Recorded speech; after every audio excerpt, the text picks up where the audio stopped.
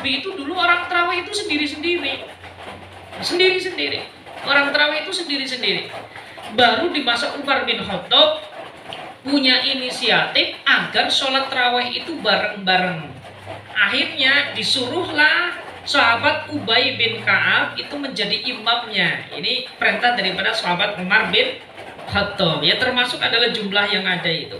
Lalu kemudian kalau adzan sebelum sholat Jumat ini adalah inisiatif daripada sahabat Utsman bin Affan. Lalu sehingga kemudian ini menjadi sunnah bagi generasi-generasi setelahnya. Ini dua adzan. Lah adzan yang pertama itu sebelum khatib masuk mimbar, dan adzan yang kedua itu setelah khatib itu naik ke mimbar baru adzan. Lah ini kalau dibutuhkan itu maksudnya gimana? Dulu kasus di zaman Nabi, kasus di zaman sahabat Utsman.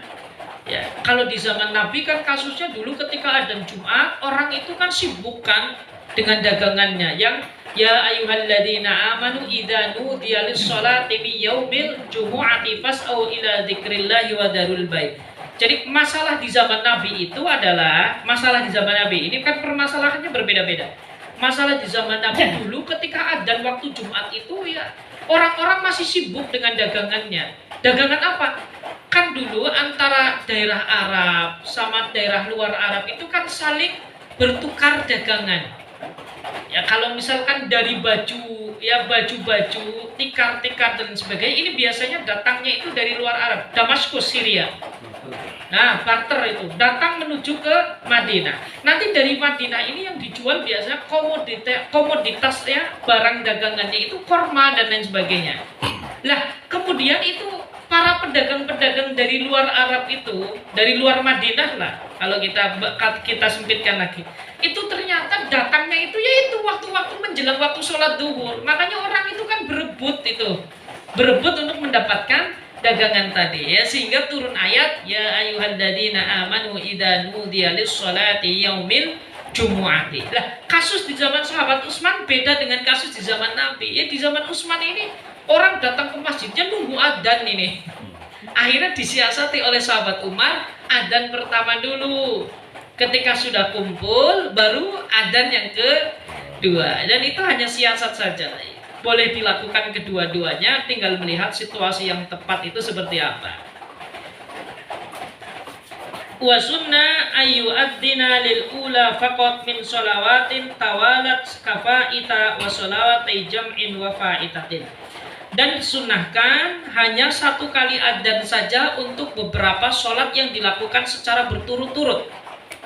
Nah, ini gambarannya seperti apa? Kapawa ita wa sholatai jam'in wa faitatin. Seperti sholat-sholat yang kita tinggalkan karena udzur tentunya ya. Dan juga seperti sholat jamaah. Sholat jamaah itu kan dua sholat digabung satu, maka cukup satu sholat saja.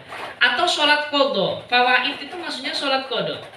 Ya bisa jadi misalkan ada orang itu kan sakit lalu koma. Nah, orang sakit lalu koma selama 3 hari, lalu sembuh dari sakit, komanya hilang, ternyata dia koma selama 3 hari, berarti kan meninggalkan beberapa sholat. Nah itu sholatnya mau dia kodoin, adzannya cukup satu saja. Jadi nggak perlu mau sholat adzan, enggak, cukup satu saja cukup. Wa hadiratin dahala waqtuha qabla syuru'ihi fil adani. Dan juga antara sholat qadha dan sholat hadirah setelah masuk waktunya dan sebelum kita melakukannya. Nah ini maksudnya tetap ya satu adzan aja cukup ya. Misalkan panjenengan mau qadha, misalkan panjenengan tertidur jam 11 siang, bangun jam 5 sore. Nah berarti sholatnya kan berarti sholat duhur sama sholat asar. Yang satu sholat faitah atau sholat qadha, yang satu namanya sholat hadirah. Ya. Kemudian kalau mau sholat dua-duanya, sholatnya tetap adzannya hanya disunahkan satu saja. Ya kalau qomat nanti boleh. Wa yukamu likullin minhuma littibai. Adapun kalau sunnah, kalau qomat itu disunahkan untuk masing-masing sholat. Jadi kalau sholat qadha itu qadhanya 3, adzannya 1, qomatnya 3. Ini sunnah. Wa sunnah iqamatun lil untha sirran wa hunsa. Dan disunnahkan iqamah bagi perempuan tetapi secara pelan-pelan saja, ya tidak perlu keras-keras. Fa in addanat lin nisa'i sirran wa in fa in addanat lin nisa'i sirran lam yukrah. Kalau ternyata perempuan itu ingin berjamaah dengan perempuan, maka boleh dia itu beradan, asal adannya jangan di mikrofon. Nah, itu maksudnya itu. Jadi kalau jamaah perempuan semuanya, maka perempuan boleh adan. Ya. Ya, maka ini dikatakan lam yukrah, maka tidak dimakrahkan. Oh, jahron haruma. Ya, tetapi kalau keras maka diharamkan. Maksudnya semacam ini yang keras itu. Kalau pakai mikrofon itu haram, tetapi kalau tidak pakai mikrofon maka tidak haram. Ini khusus untuk jamaah perempuan. Ya, tetapi kalau perempuan ada di masjid itu sudah jelas tidak ada ulama yang memperbolehkan. Ya, misalkan ini sholat subuh kok nggak ada yang adzan, Pak Idat belum masuk masjid, gumuh tadi pegang mic adzan, itu tidak boleh gitu. Itu tetap tidak boleh. Karena pertanyaannya, kenapa adzan ini kan berlaku alal kifayah kepada semua muslim? Kenapa perempuan itu tidak diperkenankan? Nah, ini yang perlu kita ketahui bahwasanya syiar agama ini memang baik, tetapi yang punya karakter untuk memperlihatkan kekerasan suaranya itu adalah kaum laki-laki. Jadi kaum laki-laki itu memang suaranya disuruh untuk dikeraskan. Berbeda dengan kaum perempuan, memang secara khalqiyahnya, secara penciptaannya, bahkan secara naluri keagamaannya, itu memang suaranya disuruh untuk istitar, tertutup. Makanya adzan itu tidak disunahkan bagi perempuan, ya karena memang itu tadi, suara perempuan itu harus tertutup sebenarnya. Tidak boleh didengar dan didengarkan oleh orang-orang yang bukan mahramnya. Sebenarnya demikian. Maka syiar adzan pun yang paling mulia di dalam agama tidak disunahkan bagi kaum perempuan. Makanya bagusnya perempuan itu kalau luar-luar nggak perlu pakai mic gitu. Ya, tetapi itu kan kondisional. Ya, kondisional tergantung momen dan event yang sedang dihadapi.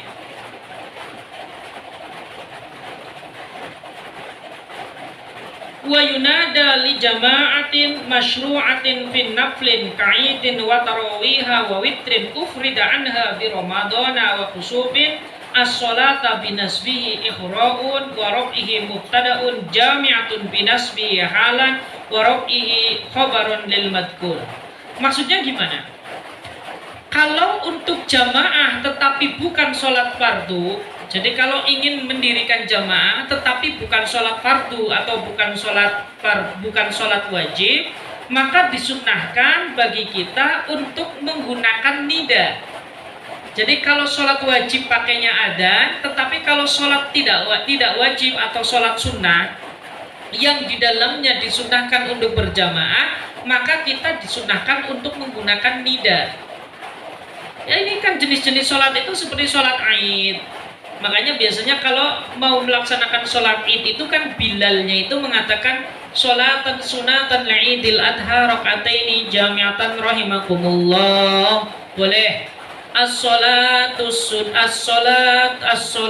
li'idil adha jami'atun rahimakumullah. Boleh. As-salata jami'atan li'idil adha rahimakumullah, boleh. Atau as-salatan sunatan atau salatan sunatan li'idil adha jami'atan rahimakumullah sallu rahimakumullah.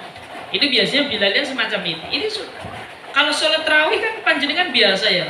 Itu apa itu biasanya bilalnya sallu. Nah, sallu sunnatat tarawih jami'atan rahimakumullah, boleh. Atau sholatat tarawih jami'atan rahimakumullah, boleh. Itu namanya memang itu disunahkan, dan ini disunahkan ini kan setiap kali mau sholat itu boleh. Tapi kalau misalkan berturut-turut di awal saja cukup. Makanya biasanya kedua dan ketiga kan iklamnya tidak menggunakan ini. Ini kalau sholat tarawih. Termasuk juga sholat khusuf, dan sholat jenazah juga disunahkan menggunakan nida.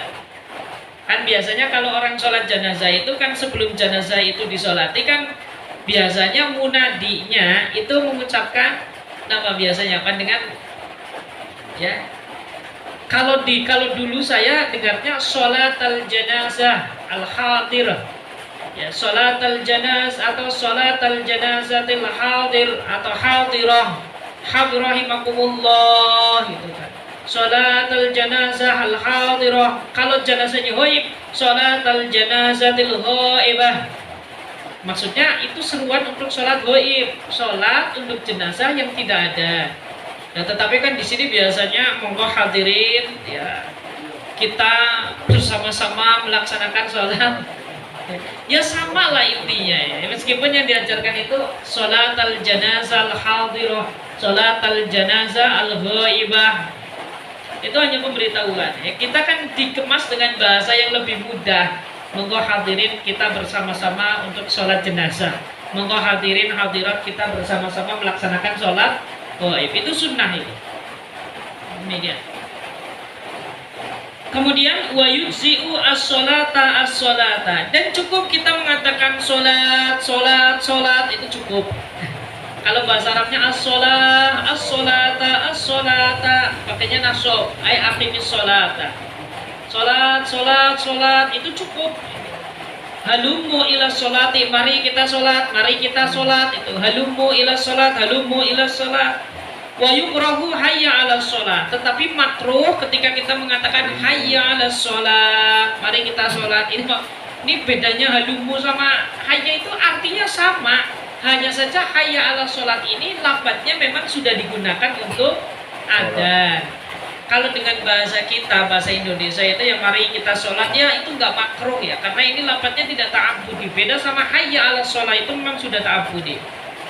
Wa yanbaghi nadhuhu 'inda dukhulil waqti wa 'inda sholati liyakuna na'iban 'anil adani wal iqamati. Ya, kesunahan ini hendaknya setelah masuk waktu sholat, karena nida ini sebagai ganti daripada adzan dan qamah. Wa kharaja biqauli li jama'atin ma la yusannu fihi al jama'atu wa ma fu'ila furada binak wa ma fu'ila furada. Dikecualikan bagi setiap sholat sunnah yang disunahkan jamaah di dalamnya adalah setiap sholat sunnah yang tidak disunahkan untuk jamaah, maka di situ tidak disunahkan nida, tidak disunahkan an-nida. Wa binaflin mamduratun wa sholatul janazati, termasuk adalah sholat manduro dan juga sholat janazah, maka ini tidak disunahkan untuk nida. Tetapi biasanya tetap sholat jenazah juga tetap ada nidanya untuk ada i'lamnya, pemberitahuannya. Ya, jadi kalau mau sholat jenazah, monggo sholat jenazah sarang-sarang. Ini bahasa kita. Tetapi lebih baik dengan menggunakan bahasa Arab, karena memang di situ ada khilaf. Jadi di dalam sholat jenazah itu ya hanya pemberitahuan saja. Beda kalau sholat taraweh, memang sudah ada rangkaiannya. Karena ini nggak ada khilaf di antara ulama. Yaitu wallahu a'lam bishawab. Besok kita masuk